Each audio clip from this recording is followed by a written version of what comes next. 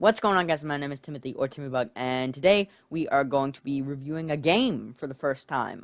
Usually I don't review games just because games are a little harder to review to me than movies and books. At the real Timmybug on Instagram, greatly show your support. And let's just get straight into the game review. So today we are reviewing Titanfall, and this is a really, really good game. And in all honesty, I really don't know why exactly it's rated M for mature. So yes, if you aren't allowed to play rated M for mature games, don't play this game because it is rated M for mature. But I mean, overall, I give it an easy 8 out of 10. I mean, it's just such a good game. Now, there is a little bit of violence, and I'm going to talk about that and break that down into more detail in just a minute or two.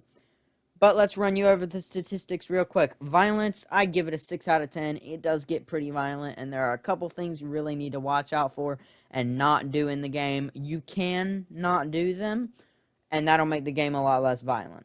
Language, 3 out of 10. They cuss a couple times, and for some reason, Plugged In says that they use the F word a couple times. I've played this game for like 30 hours, and I haven't even heard a single F word or even an S word. Like, I mean, it's crazy. But anyways, let's continue moving on.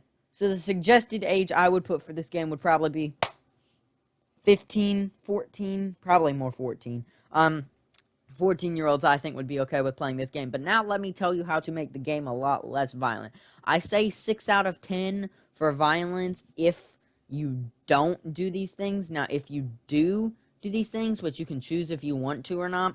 If you do these things, then it racks up the violence meter really to like 9 out of 10.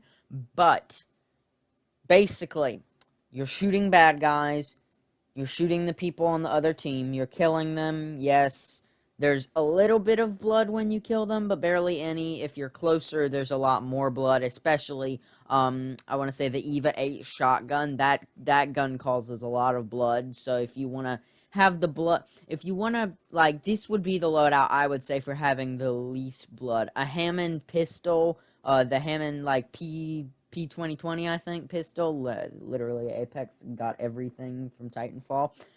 Thank you, Respawn Entertainment. Makes it a lot less confusing. Anyway, the P2020 would be my secondary weapon. I'd go with probably an arc grenade as my second ordnance if you want completely bloodless.